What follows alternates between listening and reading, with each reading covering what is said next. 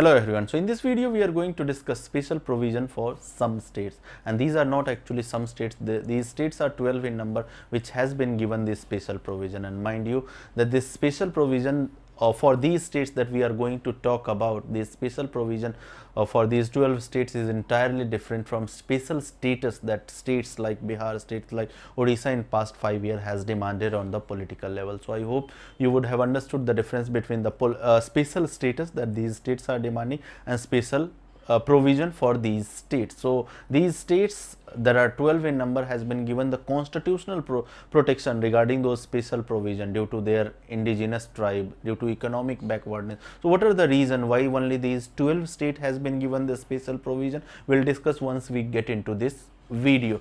So we are discussing this chapter as our discussion, as part of our discussion on part 6 of Indian Constitution, and as part 6 of Indian Constitution we already have delivered chapters on governor, chapter on chief minister, chapter on state legislature, chapter on high court, and this is the last chapter as part of our discussion on part 6 of Indian Constitution. There are certain chapters that we have deliberately left, chapter on Council of Ministers, chapter on subordinate courts, because as far as this chapter on Council of Ministers is concerned, we already have covered Chief Minister extensively, and there were those conflicting articles or overlapping articles that we already had discussed in the chief ministers chapters as well, and that's why I deliberately left this Council of Ministers chapter. And similarly, not many questions are asked from this subordinate courts chapter as well, and that's why I have left that as well. Although my commitment is that we'll complete all the chapters, but right now my target is to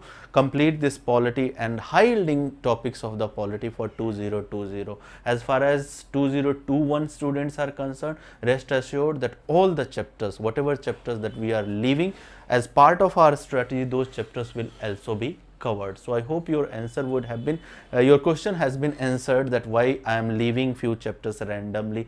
Those are not random left out chapters, those are being left out deliberately. So as I already told you that Council of Ministers I left deliberately because few articles that were overlapping I had discussed deliberately in the chapter of Chief Minister itself, so that you can respond if there is any question from Council of Ministers as well. By elimination method you can respond that Council of Ministers chapter as well, despite not having the video, despite not having watched the video of the Council of Ministers. So I hope that information you will have. Now we are entering into next slide to discuss the scope of this video. So this video, as I already told you, will be dedicated to discussion on special provision for some states, and those are 12 in number. So you have this article 371. Mind you, special provision as far as for Jammu and Kashmir under article 370 you had, right? So that has already been abolished in last year in 2019 August.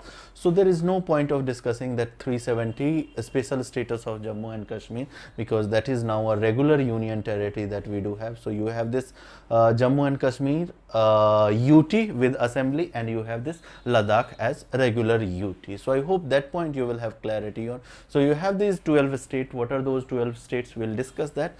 So under article 371, and there are 10 sub articles ranging from article 371 A to J. So that we'll discuss, and as has been our tradition, we put up 3 to 4 MCQs for each chapter. So those 3 MCQ has been appended in the last of this video. So let us move to the next slide and let us discuss the linkages of this chapter with the another chapter. So if you remember, when we were discussing this federal system lecture, while describing that what are the constitutional articles or what are the constitutional provision that proves our federal credentials, so we had cited there 8 reasons that had been taken from NCERT. So NCERT had established that there are 8 reasons which forms our federal credential, which proves that we are a federal country. Along with those 8 features, I had my own opinion, and as part of that opinion I had cited that this article 371 as well proves our federal credential.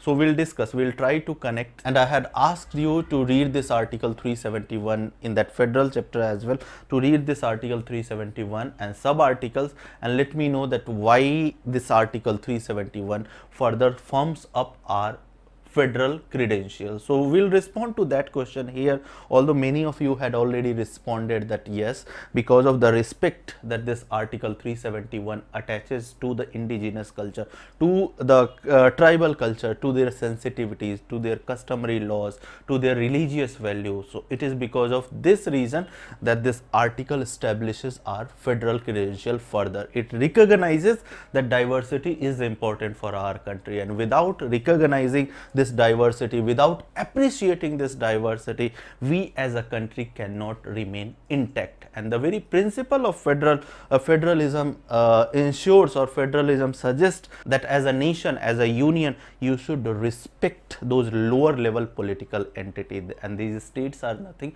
but these lower level political entities, and ultimately these social groups are nothing but entities of those smaller entities, that is states, right? So through these article 371 that we'll discuss, through these sub article 371 A to J, you will see that in the northern eastern part of India, you have various ethnic groups. You do have these Lepcha, Bhutias, Dafla, Mihir, Mishmi, that you would have read in the geography as well and history as well.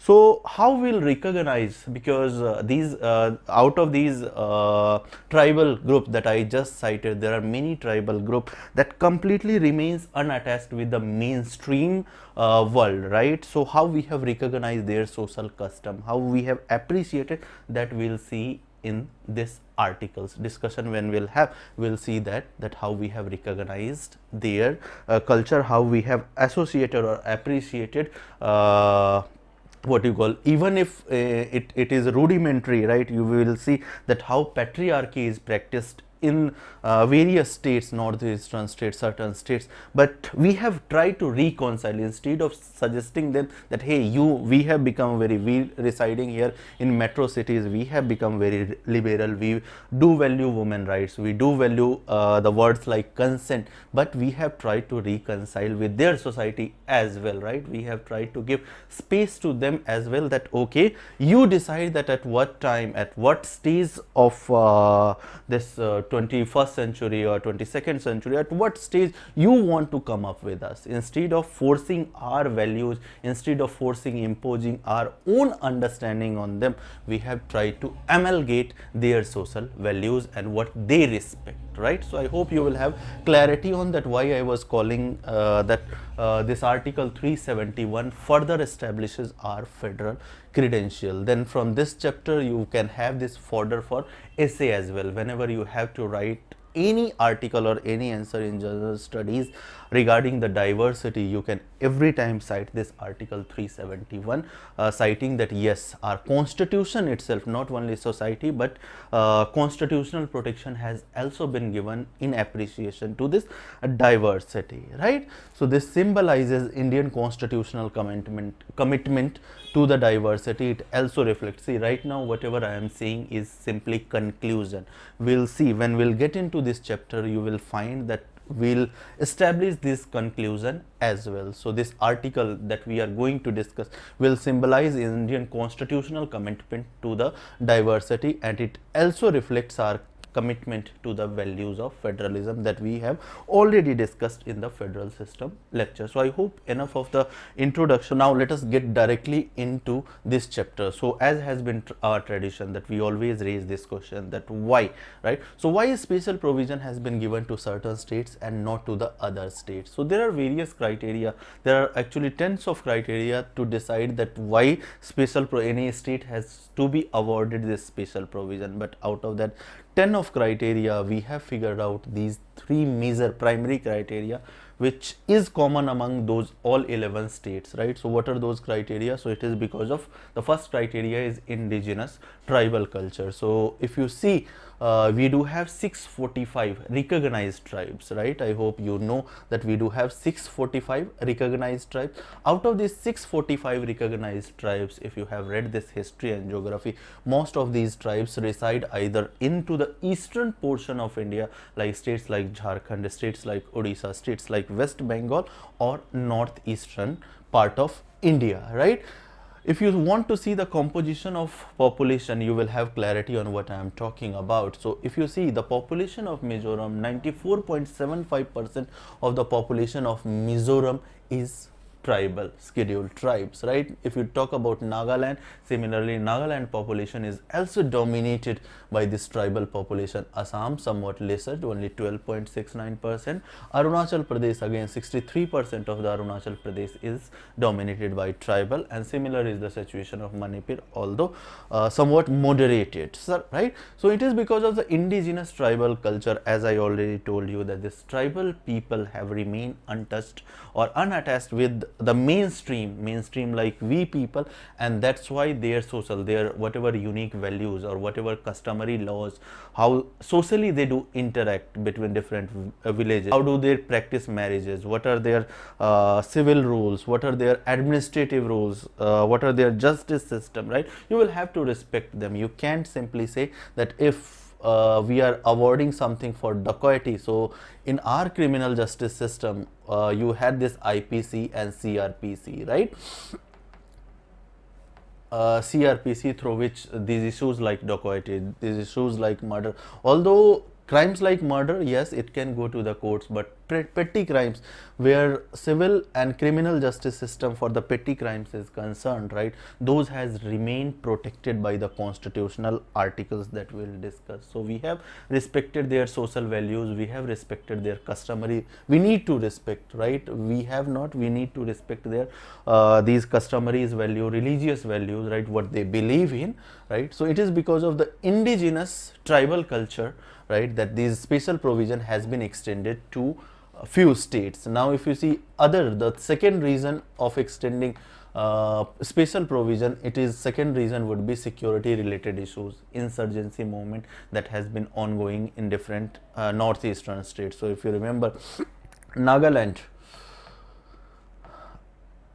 we got independence on 15th of August 1947, but Nagaland had declared its independence from the British rule or one day before, prior to this, on 14th of August itself. And even today there are certain social and political groups which has not been able to come to the terms with their Nagaland's association with the India, right, and that's why you do have various insurgency movement ongoing. And only example that I took of Nagaland, but there are insurgency movement that is ongoing in Assam as well. But as far as Assam is concerned, this Ulfa movement has largely been contained by the Assam Rifle or paramilitary troops. Then you have this in Mizoram, Mizo National Front, United Nation Liberation Front, and Arunachal Dragon Force, popularly called ADF. So as far as, and that's why in these kind of situation it is necessary that law and order, in relation to the law and order, governor, who is considered as central agent, he should be given larger power, because elected government at times may be sympathetic for the political reasons.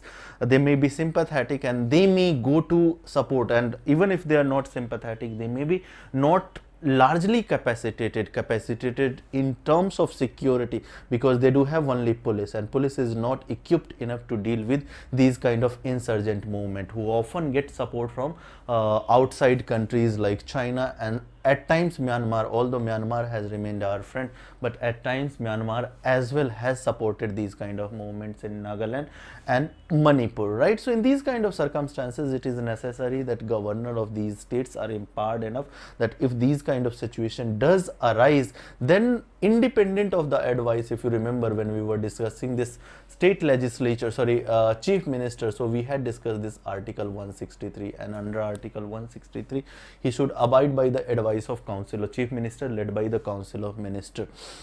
So in these kind of situation where certain extra power is needed, and when law and order situation has created by these groups, it is necessary that the governor should be able to take independent decision, independent of this council of minister, and should communicate to the center, could seek the support from the center, and could deploy these paramilitary troops, CRPF, ITBP, these kind of institutions. So the first reason of giving this special provision was indigenous tribal culture. The second reason could be security issues and insurgent movement. The third reason that could be cited is economic backwardness. So most of the western states that lie in this group, western states like Gujarat. So there are certain pockets in Gujarat like Saurashtra and Kutch. Then you have this Maharashtra. In Maharashtra you have Marathwada and Vidarbha. We'll see that, right? Marathwada and Vidarbha. Then you have in Karnataka,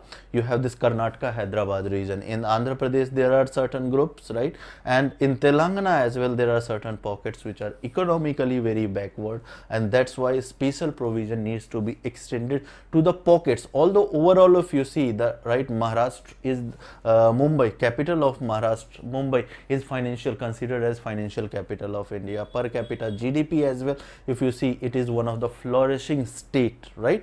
So overall status of Maharashtra is much, in terms of prosperity, is much higher as compared to the state. But if you see the status of these pockets like Marathwada and Vidarbha, there is interstate disparity, inter-regional disparity, and it is because of these inter-regional disparity, inter-district disparity, right, that they have been given this special provision. Then under in this Gujarat as well, overall per capita GDP of Gujarat, again if you see, there are cities like Surat, Diamond City it is called, you have city like Vadodara, you have other cities, Ahmedabad, Gandhinagar, you have these what you call SCZs going into Gandhinagar and Ahmedabad, right? So it has, Gujarat as well has been very financially capable state, but again the same pockets of Saurashtra and what you call Kutch, similar status. Karnataka as well, it is mineral rich state. You have this Bangalore city capital, which is considered as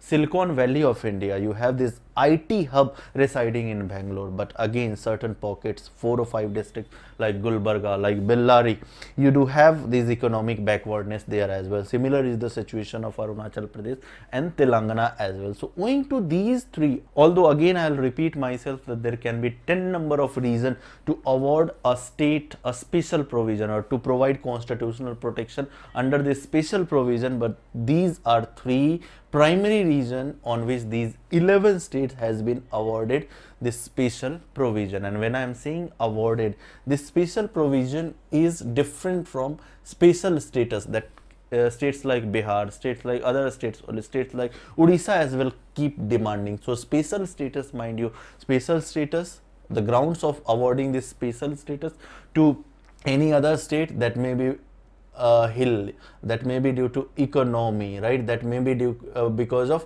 border closeness. So there are other reasons for this awarding this special status. So that special status is different from the special provision for certain states. So I hope that this point you will have clarity on, that on what ground special provision has been provided or special provision has been extended to certain states. So reason of this special provision would have been clear to you.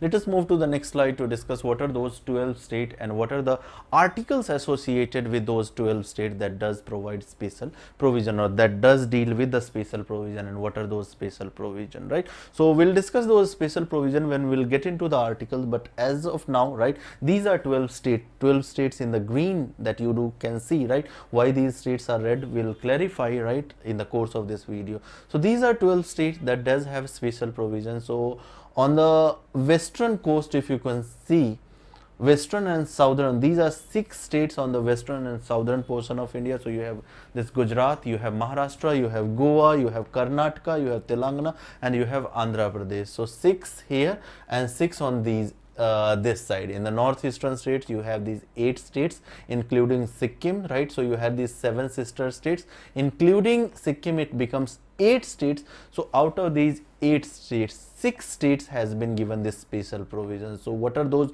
2 left out states? Instead of remembering these 6 states in the northeastern state, although we'll remember that as well, but just for the recalling, there are 2 states which has not been given constitutional protection under this article 370 or sub articles under 371, right?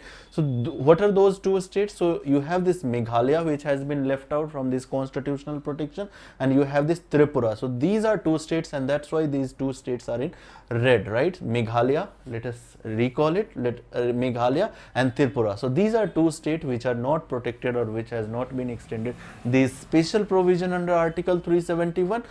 Rest of 6 states including Sikkim, right, has been covered under this article 371's net, right? So let us once again recall it. 6 states here, Gujarat, Maharashtra. Let us recall it in sequence, right? So Gujarat, Maharashtra, Goa, then you have Karnataka, then you have Andhra Pradesh and Telangana. So these 6 states on this portion, and thereafter 6 states. So starting Sikkim, Arunachal Pradesh, Assam, Nagaland, Manipur and Mizoram. So 6 plus 6. 6 here plus 6 here translate into 12 state which does have this special provision. Now articles associated with all these states. So let us start with this Gujarat and Maharashtra. So Gujarat and Maharashtra special provision has been dealt in article 371, right? So 371, then you have this article 371A. So you 371 deals with Nagaland, right? What are the protection or special provision that has been given to the Nagaland, that we'll discuss when we'll discuss this article 371A. Now what is the difference between this article 371 and 371A? You have this extra alphabet A, and often means along with the articles when we were discussing this article 16A, so you had these 4 sub articles 16A, B, C, D that dealt with reservation, if you remember, right? So whenever you see this article, as in this example, you have this article 371 and 371A. Similarly, you will have A, starting A, you will have this article 371 until J, C, D, E, F, G, H, I, J. So what is the difference between this? So you have this article 371 which was part of original constitution. As soon you see any suffix attached with the original article, you need to consider that that article has been added to the constitution after independence, after the constitution was already framed. So this addition of sub articles in this 371 has been done on a later part, on different stages. We do have like we have put up different, just a moment, let me show you. So in different years, so for example your article 371A that deals with the Nagaland, that was put up, or that was amended, or that was inserted in our constitution in 1962. You have this article 371B that deals with Manipur, right? Sorry, Assam, right? So that was inserted into Indian constitution in 1969. Then you have this article 371C that deals with Manipur, right? Special provision that has been given to the Manipur. So that was inserted into the Indian constitution by way of amendment in 1971. Similarly, until you have this J, right? Starting A to J, and that has been inserted into Indian constitution on various timelines. These timelines you need not to remember, right? There is no necessity at all to remember all these timelines, right? It is just to make you understand the difference between article 371 and article 371A or B or C. What is the meaning of this A, B, these alphabet? So these meaning is nothing but these has been added, these articles, sub articles rather, has been added on a later stage. So article 371 deals with the special provision that has been extended to certain pockets of Gujarat and Maharashtra. Similarly, you have this article 371 that deals with special provision to Nagaland. Then you have this article 371B that deals with special provision to the Assam. You have article 371C. Manipur, D and E deals with the special provision of Andhra Pradesh and just a moment, Telangana, right? D and E deals with Andhra Pradesh, Telangana. Then you have this E that deals with special provision of, sorry, EF, you have a special provision of Sikkim, right? Then you have this G dealing with the Mizoram. Then you have this H dealing with the Arunachal, and I and J will deal with Goa and Karnataka respectively. You have 370I that deals with Goa and 371J, right, that deals with Karnataka. I hope you will have clarity on that what are those 12 states that has been given special provision, or that is covered under the special provision under this article 371 and sub articles of 371, and what are the associated articles or sub articles. So I hope you can now, at least when I have put up these things on map, you will never forget these 12 states at least, right? So whenever a question is framed by the in the prelims, right, you can respond these questions. So I hope you will have clarity on. Now this slide was about the years, right, the timeline by which these sub-articles has been added into the constitution as part of article 371, right? So as I already told you that these dates need not to be remembered, right? This is just to make you understand the stages or the timeline in which these sub-articles has been added into Indian constitution. So now we are going to study this article 371 first, that deals with special provision relating to Maharashtra and Gujarat, and thereafter we'll enter into various sub-articles like 371A and 371B until J. So you have this article 371, as I already told you that this was part of original constitution, and that provided special provision, or that dealt with the special provision. I am again differentiating that these special provision under article 371 is entirely different from special states, the special status that states like Bihar or Odisha in the past have demanded, right? So you have this article 371 that deals with special provision relating to the Gujarat and Maharashtra, and it reads, President may by order made with respect to the state. So let me tell you the rather essence, you can read it when you will get the PDF. So there are certain pockets in Maharashtra and there are certain pockets, as I already told you, that Maharashtra overall or Gujarat overall in terms of GDP per capita is a flourishing state. These two states are flourishing, economically very flourishing states. You have these cities like Mumbai, you have cities like Surat, which are considered, as I already told you, that Surat is considered as this diamond capital. It is in terms of diamond cutting and all those stuff, Surat has been known in on the world stage itself. Similar is the status of this Bombay state, right? You have cities like Ahmedabad, you have cities like Gandhinagar, cities like Vadodara, right? So these are famous cities, right? But there are certain pockets in the same financially empowered states. In Maharashtra, you have this Vidarbha, you have Marathwada, drought prone, very drought prone, around hundreds of, means I don't have any quantifiable data right now in my memory, but for surety, with guarantee, I can tell you that there are more than 100 farmers every year that do commit suicide due to the drought or their harvest, right? So they do commit suicide because of drought and reduced post harvest, and this happens in the same Maharashtra whose GDP per capita, as I already told you, right, is one of the highest, right? Similarly is the status of the Gujarat.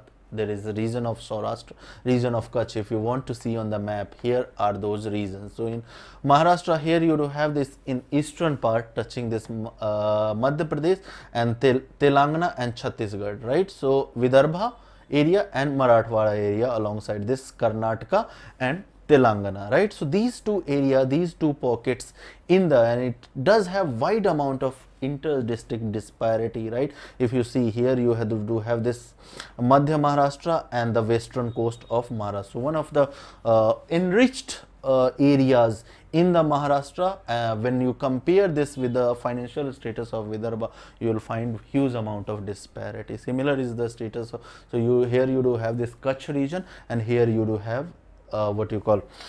Saurashtra region. So I hope on the map you will have clarity that where does these areas lies, right? I am going to remove it, right? So there are, as I already told you, that there are two areas in this Gujarat and two pockets in Maharashtra and two pockets in Gujarat, which is economically very deprived or economically not in good states, and that's why President has made, or President may by a order empower governor to create this development board to deal with the development issues of these regions, right? And when this governor, although will take advice while creation of this development board, governor will take advice of Council of Ministers under this article 163, but at times he is also free, at times he can take decision with respect to these two pockets, right, in both the state independently as well. So that is the essence of this article 371. President may by order made with respect to the state of Maharashtra and Gujarat provide for any special responsibility. And when I am talking about these two pockets, it is not only these two pockets in these two pockets in these two states, but in governor's opinion, if there is any other area as well in these two states which is similarly economically deprived, right, development board for those areas can also be created, or same development board can deal with the issues, economic developmental issues of that area as well. So there may be case like only one development board for each state may be created, and the same development board will be looking into issues of these two pockets and the rest of area, right? So there may be another district as well which would be similarly economically deprived, right? So that district as well, means it will entirely depend on either if it is in opinion of president that this area should also be included, or governor can also suggest to the president that, hey president, in my opinion this particular district called A in Gujarat should also be, it is on par with this area of Vidarbha and Marathwada, right? So that can also be included. Then president on the advice of governor will include that area as well as part of that development board, right? So not only these two, means in coaching institute, most of the coaching institute, right, they do refer that only two pockets are there, right? But in constitution, if you read this article 371, the exact word is and the rest of Maharashtra. Rest means that in governor's opinion or in president, and similar with the Gujarat as well, right? Where is this Gujarat? Rest of these boards, right? So I hope you will have clarity on it. Also gives room to provide more facilities for the employment for dedicated to these two areas, vocational and technical training in these states. So this is regarding this state of Gujarat, state of Maharashtra. Despite being economically very prosperous state, you do have these two pockets which are untouched, not completely untouched. Completely untouched would be a strong word, but which are still untouched by the economic progress of these states. I hope this article 371 you will have clarity on. Now we are moving to the next sub article. So this was the main article which was dealing with Gujarat and Maharashtra. Now we are moving to next article, sub article 371, that deals with the special provision that has been extended to the Nagaland. So you had this year 1962, and in 1962 you had this addition of this sub article, article 371, and this article, according to this article 371A, if you could see on the screen, let me get off the screen, no act of the parliament shall apply into that state unless the legislative of assembly of that state of the Nagaland by a resolution so decides. Let me read it again. No act of the parliament shall apply to that particular state unless legislative assembly approves that legislation of the parliament by a resolution. But that statement is partially incorrect, because not all the acts, right, only acts that is dealing with these matters, dealing with the religious or social practices, dealing with customary laws, dealing with the administration of civil and criminal justice, or dealing with the ownership or transfer of land, right? So ownership of transfer of land, if you remember, we are right now in Haryana, Punjab or Maharashtra. So here we do have women has been given equal rights, equal inheritance right. Although traditionally women in our families do not claim ownership rights on the parents' property, but legally speaking, women does have, means our sister, our mothers does have equal rights on their parents' property. So that is the legal standpoint. But as far as ownership and transfer of that land, of any particular land, right, that will be dictated not by the act that has been passed by the parliament. For regular states like Haryana or Punjab or Maharashtra or Gujrat, right, there is some amount of concession that has been given to the Nagaland state under this article 371, that in regards to all these matters, in regards to religious, social practices or your customary laws, or how do you administer your civil and criminal justice system, right,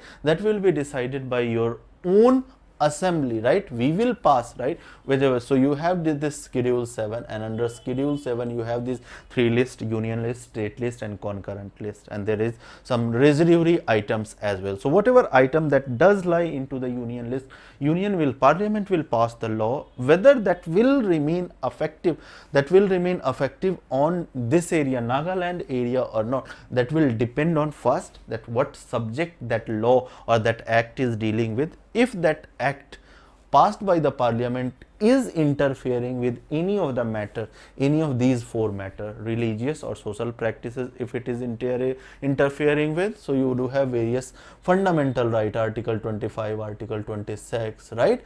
So you do have interference with the religious or social practices, or if there is any customary law regarding marriages, regarding divorce, if how do they administer their civil or criminal justice system, or whether ownership rights should go. So as I was taking the example that in our societies, it is women also legally is free to claim rights on the parents' property. So whether they acknowledge, their state assembly will acknowledge the inherent right of the woman on their parental property or not, that will entirely depends on the legislative. And why this legislative assembly has been given this power? Because it is the legislative, these MLA who comes by method of election among that particular society, they know that the demands, what are better or what is the good for their society, right? So that's why this relaxation, this concession has been given, that if any act of parliament is being passed and that is dealing with or that is interfering with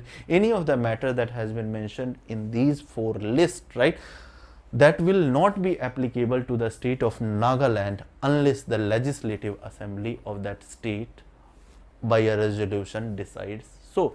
So recently you have this Citizenship Amendment Act, and ex-chief minister, I'm saying ex-chief minister because the chief minister of Nagaland, after this passage of Citizenship Amendment Act, has already been changed. So the CM, which was at the time of passage of Citizenship Amendment Act by the parliament, he claimed that we do have protection under this article 371, and that's why provisions of Citizenship Amendment Act 2019 will not apply to us. Similarly, provision of Income Tax Act does not apply to the tribal people of the Nagaland. So as when we were discussing the population composition of the Nagaland, if you remember, more than 87% of the Nagaland people, Nagaland society is dominated by the tribal people, and all the areas which does come under Schedule 6 of Indian Constitution, we'll have a discussion on what is this Schedule 5 and Schedule 6 of Indian Constitution. As of now, I am just giving you information that all those districts or all those area of any particular, it is, this information is not specific only to the Nagaland, but any area under any state, right, that is falling under Schedule 6 of Indian Constitution, right. So the people residing in those Schedule 6 area need not to pay income tax, direct income tax, although indirect tax they will continue paying, but because of tribal culture, right, the indigenous tribal culture, this relaxation has been given that they need not to pay the direct income tax, right. So provision of income tax. And why I am pointing out all these facts, because we were discussing this, that no act of parliament can be applied to these states when it is falling with any of these category unless the legislative assembly approves. So the first example that I took was of Citizenship Amendment Act.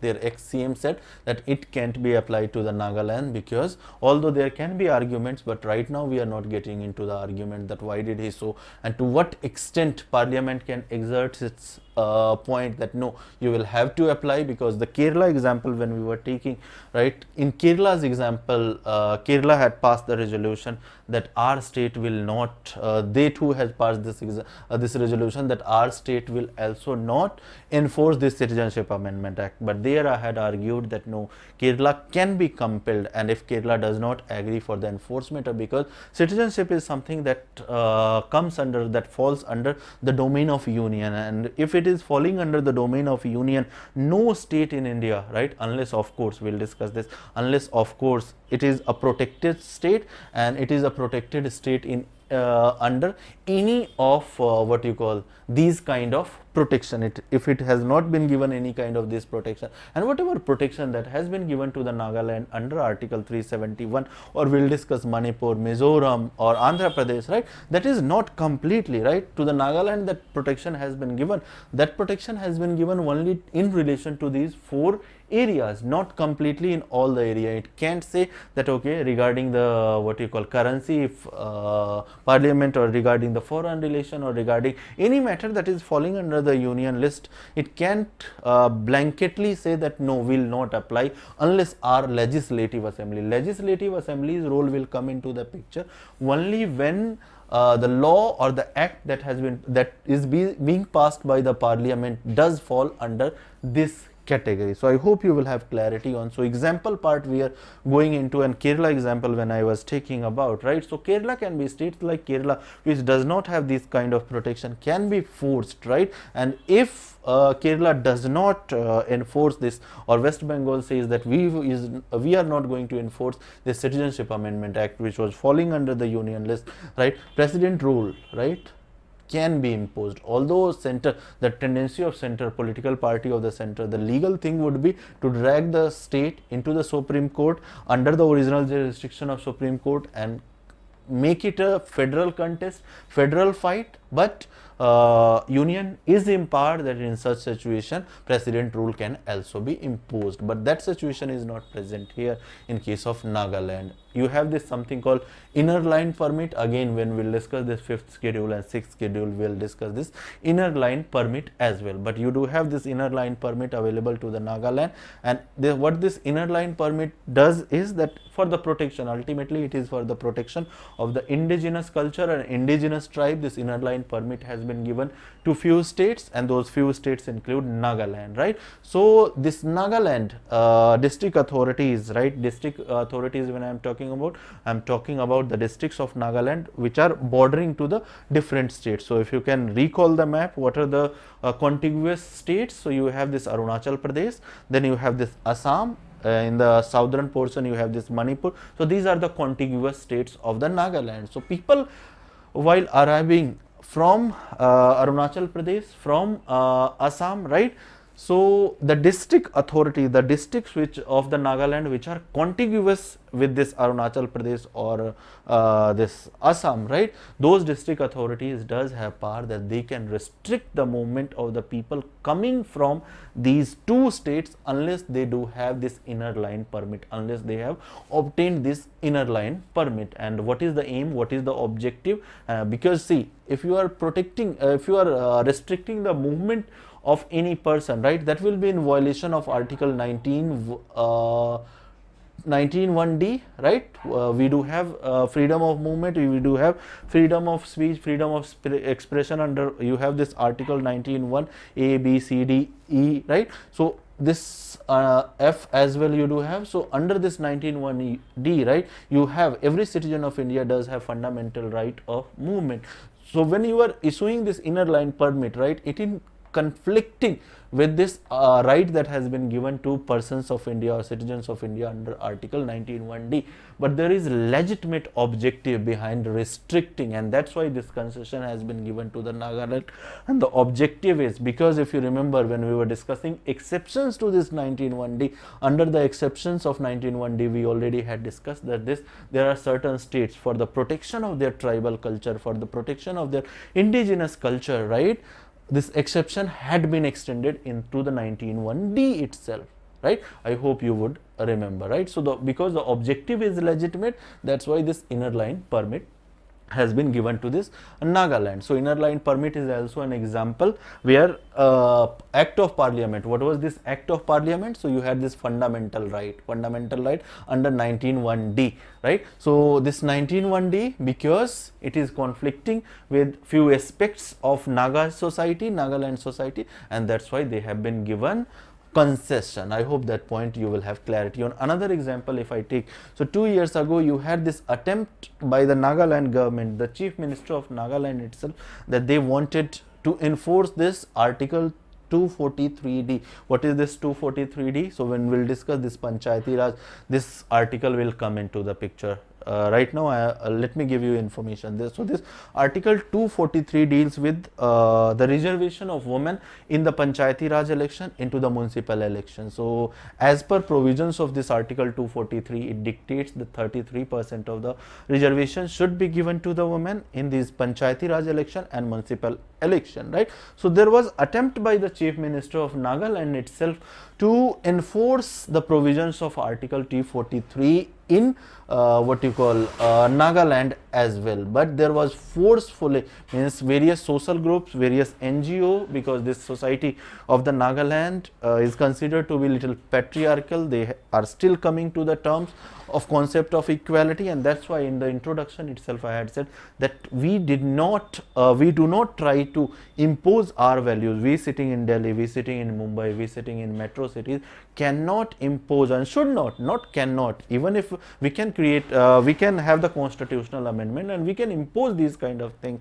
because equality is something, or women equality is something that should be valued, but because of their distinct culture, because their distinct identity, we are not imposing ourselves values that we respect, values that we have imbibed over a period of time. We should not, means we do not have any, from my assessment, we should not have any right to decide that what will be right for a particular. So let the social group ultimately decide that what is good for them and what is, yes, if it is coming to the extent that where it is leading to the loss of life, if it is leading to some completely extraordinary situation, if it is dealing with the human sacrifice, right, so those kind of things can be done as part of social reform, right. But as far as these people, these tribal culture is concerned, right, we have given this constitutional protection under this article, sub-articles like 370. At times, even if it is going to the contrary of the value that modern society does respect. So women equality under this article 240. So what is this article 243? Ultimately it is empowerment of the women. Women in our societies, in traditional societies, has been ignored, their status, their political, so it is nothing but political empowerment of women, right. So this is something that can be, or that can be imposed, right, that should be imposed, but ultimately we decided, constitutional fathers decided that let this particular society decide that what should come into their society and what should.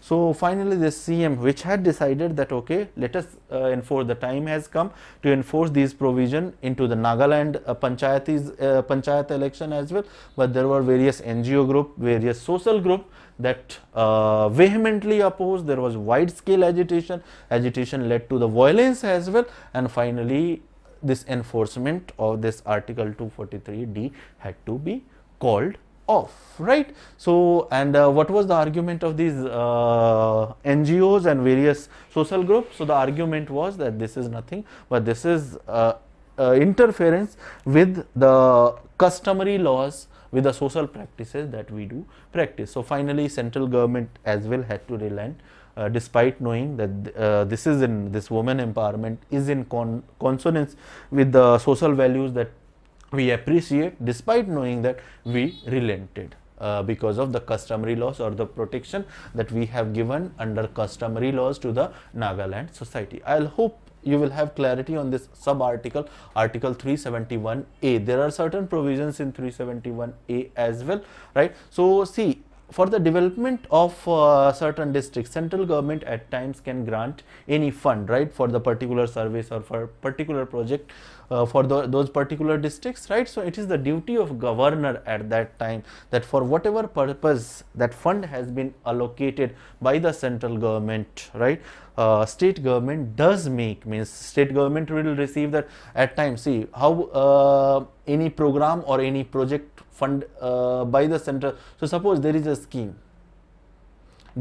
running in the state, but the scheme is being run by or funded by the central government. So at times what will happen, that central government directly deposits that amount into the contractor's account, or it finances the project directly, avoiding these states. But in some implementation of some of the scheme, what will happen, that this amount will be allocated to the states, and state will be given independentness for the implementation of that scheme, right. So when state has received, so suppose 10,000 crore was earmarked for a particular scheme for a state of Nagaland, or for that matter any other state. Now when a money has been earmarked for a particular scheme, it is necessary at times what state does is that it can divert that same amount, right. They'll do some interference in the accounting to the CAG. They can show that yes, we have spent that 10,000 crore for the purpose it was earmarked for, but they'll spend it, they'll divert that amount for some other purpose. So it is the duty of the governor in these kind of situation, As far as state of Nagaland under Article 371 is concerned, governor has been empowered to oversee that implementation or the expenditure of this amount that has been given by the center for any particular scheme in the Nagaland, right? State government is allocating that fund only for that purpose, only for that service. I hope you will have clarity on that point as well. Then governor also does have power under this Article 371 to set up regional council. Regional council for what? Regional council for one district called Tensang, right? I may be what you call pronouncing it wrong. From my assessment it should be Tensang, you can correct me, right? So it can establish a regional council. Membership will consist of 35 members, right? 35 members, and governor does have power that he or she will decide what will be the qualification of those members who will be, and this what you call regional council will not work for the development or the policy making or for anything for whole of the Nagaland, but only for this particular district. I hope you will have clarity on, right? So governor does have power to decide what will be the qualification of these 35 members who are being admitted into this regional qualification, what will be their term, 2 year, 1 year, 5 year, and what will be their salary and allowances. One thing that has to be noted about, right, we'll discuss in the other sub articles dealing with the Manipur, dealing with the Mizoram, you will see that these kind of council means at times it will be called tribal advisory council, at times it will be simply called some committee, right? So the constitution of these committees or council will keep changing, right? So these committee at times you will see that membership will come from MLAs of that particular area itself, right? So that differentiation you have to keep in mind. So as far as this regional council is concerned, right, you could have said that MLAs of that particular area will also be member, but right now as far as Nagaland is concerned, regional council for this district, right, it will not consist of MLAs, right? It will consist of other members that governors will decide what will be their qualification, term, all these things will be decided by the governor. So this was all about this Article 371A, right? Enough of the information regarding, and by this you would be positioned to answer the questions in the prelim as well and the questions in the mains as well. I hope by now at least 2 articles or 2 sub article, Article 371, 371A, you would have understood, right? And you will have that clarity on that how we are as a constitution or as a country, how we are appreciative of the social values or the customary laws or the ownership or civil or criminal justice system of a particular society, how we are not imposing what we think, means we, when I am referring to, I am of course referring to the majority of the people, right? So in democracy it is the concept of majority, right, that dictates that what will be the laws, what will be policies, right? But here in these kind of nuanced situation, it is not the majority that is deciding, right? It is for these states, these society to, even if it is going against the overall interest or overall purpose of social reform, right, even if it is going against those purposes, those objectives, we have reconciled with these things, right? And that's why I was pointing out that it is nothing but our credential, proves our credential that yes, we are a federal country. We respect the aspiration, we respect their thinking, their thought process, what they appreciate, what they respect. So I will hope you will have clarity on this Article 371 that was dealing with Maharashtra, Gujarat, 371A that was dealing with Nagaland. Now we are into 371B that deals with special or that gives special provision to the Assam. And when I am saying special provision to the Assam, it is not whole of the Assam, but there are certain areas which falls under the 6th schedule areas. When we will discuss, again I am pointing out, we will have a discussion on 5th or 6th schedule as well, right? So when we will have 6th schedule, right, we will see that what are the areas or what are the states that does fall under the 6th schedule. As of now we are just discussing. So okay, under Article 371B, right, there are certain areas, there are certain districts. These are 3 actually districts. You have this North Kachar district, Karbi Anglong, right, and Bodoland territorial area. So these are the 3 areas which does fall under the 6th schedule areas in Assam, right? So whatever protection or whatever provision, special provision that has been extended to the Assam, that has not been extended to the whole of the Assam, but these 3 district. So it reads, President may by order provide for the establishment of committee. Now see, here in relation to the Nagaland you had this regional council, but in relation to this sorry, Assam you have this establishment of committee and not the regional council, right? So establishment of committee for the area mentioned in the sixth schedule, and that committee will consist of, so see the composition if you remember in the Nagaland's case was being decided by the governor, right? But here the membership will come from the MLAs of what? So you will establish a committee, and that committee will consist of MLAs of these districts. So whatever, so suppose there are 4 MLAs in this North Kachar district, there are 2 MLAs of this Karbi Anglong district, and in the Bodoland territorial area, right? So suppose this Bodoland territorial area is spread over suppose 4 districts, and this 4 district consist of suppose 16 MLA. So this committee will consist of all these MLA, 16, 4 and 2, 22 MLAs committee it will be established. I hope you will have clarity on. So President by order provide for the establishment of committee for the areas mentioned in the 6th schedule consisting of MLAs belonging to these area and such other members, right? So in addition to 22 members, if president wills, right, there can be other members as well. So he can say that okay, let's have MPs of these districts as well into this committee. So MPs can also be part of. If he says that there may be some other social group, so head of that social group as well can be part of that that committee, right? So I hope you will have clarity on that how membership of these committees is differing. In Nagaland's case, it was entirely on to the governor that what qualification criteria. Here the qualification is already has been decided that MLAs will, so whosoever is MLA, he or she will be part of committee, right? So what you need to remember is that here in the case of Assam, committee, and that committee will consist of MLAs and such other member as the president may specify for, right? And this committee will remain responsible for the development of that area, right? So this is all about this article 371B that deals with Assam. Now we are moving to discuss article 371C that deals with Manipur, right? So you have this article 371C that deals with Manipur, and here as well it says that president may by order provide for constitution and function of a committee. Now here this committee is going to change. Here you had this committee, but this committee, although consisted of member of legislative assembly, right, it was a separate committee. It was not part of us. Remember when we were discussing these parliamentary committees, when we were discussing the committees in the state assembly, so those were part of within the parliament. Within the Lok Sabha there are certain committees, within the Rajya Sabha there are certain committees. So the committees that we were discussing into this Assam 371B, that is not the committee that we discussed into this Lok Sabha, Rajya Sabha or assembly, right?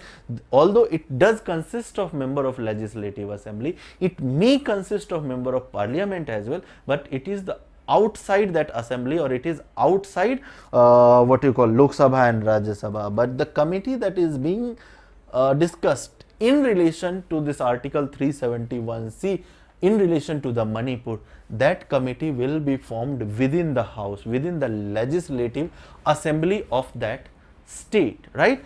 As far as composition, I hope the differentiation of the committee of the Manipur in 371C and the committee of Assam 371B, you will have clarity on. That committee, although was consisting of member of legislative assembly, that may consist of member of parliament, but that is not in the house, right? But this committee will be part of legislative assembly's house. And what will be the membership, what will be the composition of this committee, right? So committee will consist of all the member of legislative assembly of the hill areas of Manipur, right? So hilly areas of the Manipur, hilly areas of Manipur, right? You do have there are certain tribes that does reside, so there is differentiation between the tribes that is residing into the hilly areas, and there are certain tribes that is residing into the plains. Plain tribes residing into the plains are considered as, by the Manipuri, these people residing into the hilly areas are considered as indigenous tribe, while those residing into the plains, that is considered, but that is part of your internal security, right? We will not discuss, just basic information I am giving. So those residing into the plains are considered as outsider by these Manipuri groups. So you do have various kind of tribes like Meitei and all those, so we will not get into that, right? That is part of your geography that you can do, and history as well that you can do there, right? So we are talking about the composition of this committee that is part of legislative assembly. The committee will consist of member of legislative assembly and member of legislative assembly of those hilly areas that does come under 371C. I hope the composition as well you will have clarity on. What will be the responsibility, right? So responsibility of this committee will be to take decision on the policy matters regarding these hilly areas, that how these hilly areas will be administered, right? What will be their criminal and civil justice system, how the civil and criminal justice system will be administered, ठीक है? Policies कैसे बनेंगे, development policies जो है वो कैसे design होगा. So that decision primarily will be taken by this committee, and finally this committee will suggest legislative assembly को कि भाई इस तरह की policies आप इस particular area के लिए बनाओ, right? So that was regarding this 371C. In relation to the Manipur, one sub clause of this 371C is that governor shall annually, right? ये जो reports हैं, although president ने ये committee form की है, but governor has been empowered that whatever reports that this committee is being, or how this committee is performing, right? What are the problems, what are the issues of people belonging to those hill areas, right? Whether those problems are being taken into account by this committee or not. So all those kind of things, a report will be formed by the governor office, and that report will be submitted to the president either annually or at the time that president. So president, if he asks that okay, no, I do not seek it annually, you may this report every 6 months or 3 months, right? So that can that provision, or the governor will have to do that, right? So these are two sub clauses, right? I hope the differentiation between committee at least you will have clarity on. And one word that in prelim a trap can be created, and that trap can be that instead of president it can do like okay, Parliament by a law or by a order will be constituting this committee. So no, the Parliament not president, right? In relation to this 371B as well, when we were discussing Manipur, it was not the Parliament but the president. Although in different states you will have to be very vigilant. There are certain states in which Parliament is going to create, or Parliament by law is going to provide creation of something. So you will have to be little vigilant, although I'll keep pointing out. So 371C I'll have I hope you will have clarity on. Another sub clause of 371C is that executive power of the union, right, regarding the administration, right? So how this administration for this hilly area is being run by the state government, right? So union will have some power to direct state government, right, कि आपको जो administration करना है regarding the hilly area, that has to be in certain manner, right? So union does have power that it can interfere, it can suggest, it can direct the state government, right, to administer that hilly area in certain manner, right? So executive power of the union shall extend to giving direction to the state as the administration of the said area. Said area, what is this said area?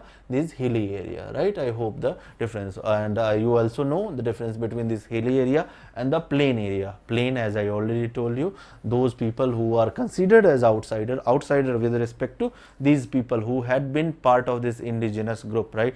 These people living in this hilly area consider themselves that we are the aboriginal tribes of this Manipuri land, right? These people coming from the other groups, other tribal group has come or entered into our state, right? They are taking our territory, and at the ethnic level violence keep happening, although our mainstream media does not report it, but these kind of conflicts keep happening between these hilly areas and these plain areas tribes. So I hope that clarity you will have on Article 371C. Now we are delving into Article 371D and E. D and E, there is one common point between D and E. Before creation of this Telangana in 2014, State Reorganization Act 2014, before creation of this Telangana, you have this Article 371, sub-article rather, 371D and E that was dealing with what you call Andhra Pradesh, right? Andhra Pradesh was the sole state. You did not have Telangana. So Article 371D was dealing with the reservation in the matters of job to be given to local populace. Let me clarify you that, right? So you have this something called Article 16 as part of fundamental right. What does this Article 16 talks about? So Article 16 talks about equality of opportunity in matters of employment, in matters of actually public employment, right? So it says that government, right, either state government, state government or central government cannot discriminate between the citizens, and this article applicability of this Article 16 is not to all the persons, but it is only for the citizens. So the exact language is that no citizens should be discriminated, shall be discriminated in the matters of public employment on the grounds only of Dr. RR CSP, right? What is this Dr. RR CSP? So these are nothing. On these grounds, no state government or no central government can discriminate in the matters of public employment. So you have this descent, you have religion, race, caste, sex and place of birth, right? So on these grounds, under Article 16, right, no citizen of India can be discriminated in matters of public employment, right?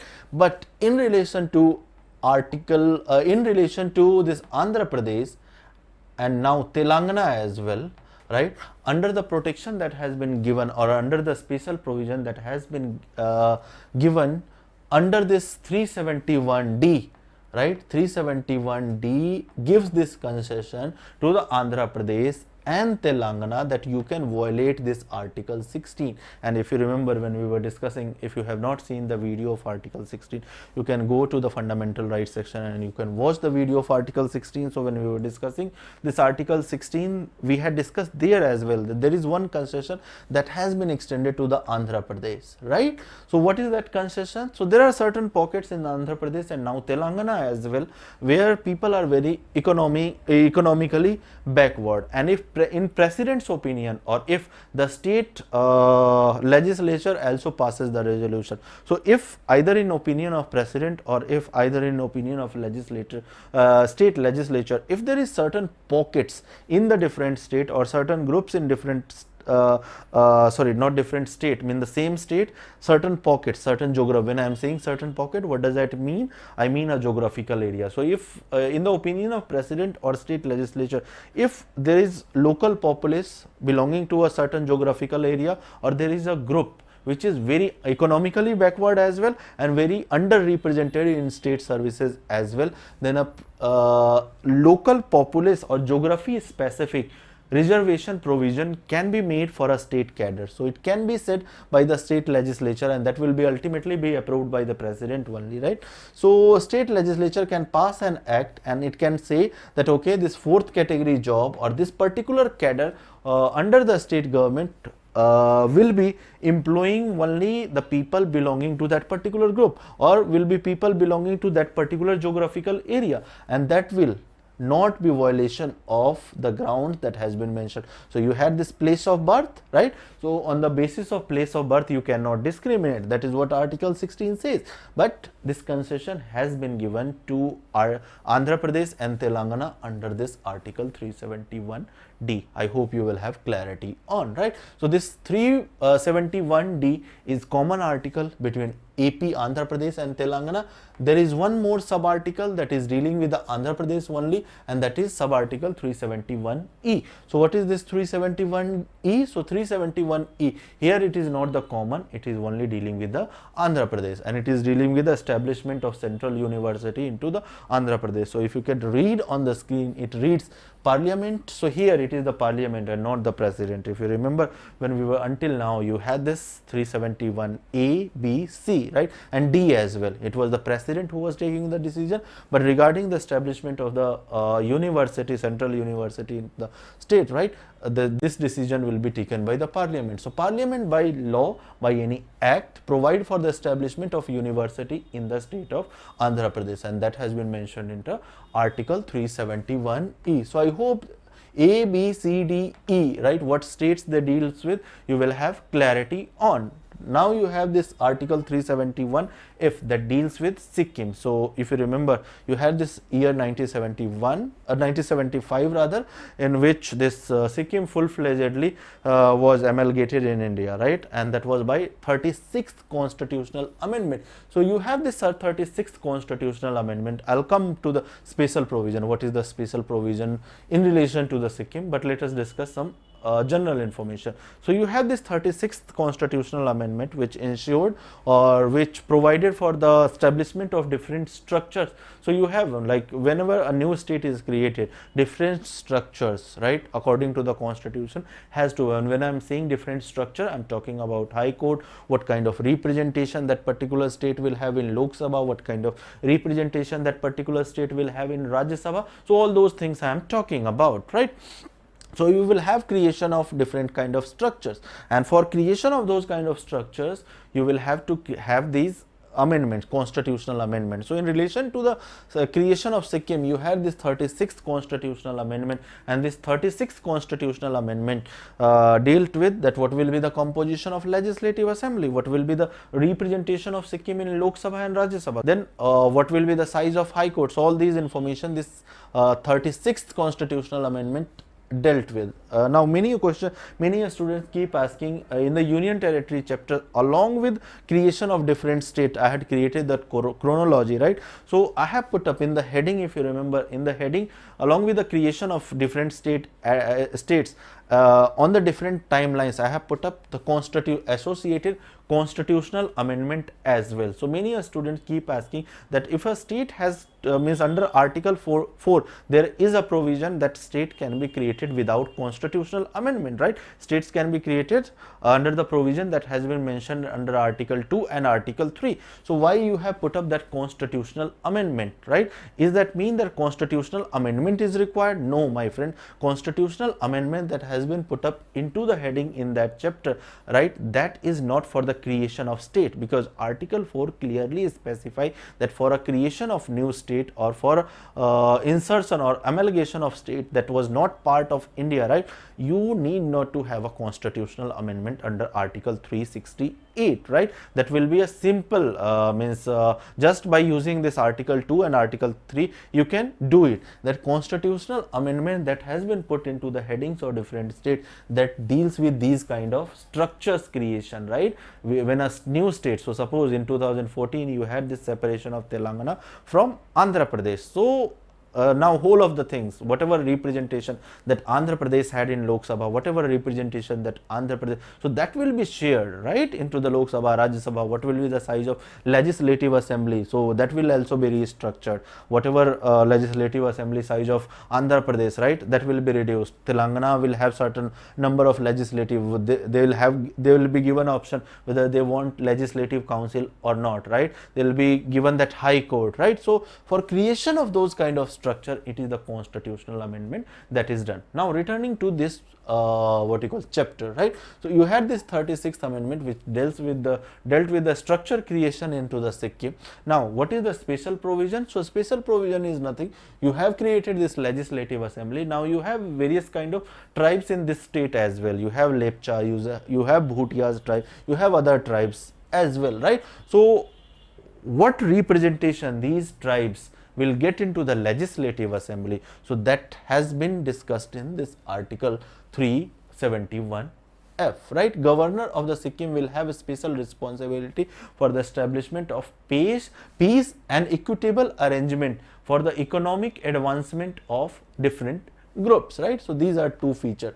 First special feature talks about the protection of right of different sections or different tribal groups or different social group.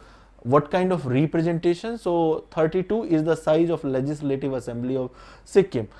Out of the 32, 2 seats are reserved for SCs and 12 seats are reserved for STs, scheduled tribes. So as I already told you, there are various kind of tribes like Lepchas, Bhutia, Dafla, right? Dafla, although it does have in Arunachal Pradesh, but certain section of Dafla's tribe does exist in this what you call Sikkim as well. So what amount of representation, or what how many seats will be reserved for various social groups, for various tribes, right? So that has been discussed. So as I already told you that there are 12 seats that has been reserved for ST and 2 seats for SCs in the Legislative Assembly of Sikkim. So I hope you will have clarity on 371F as well. Now we are moving to 371G. So 371G deals with Mizoram.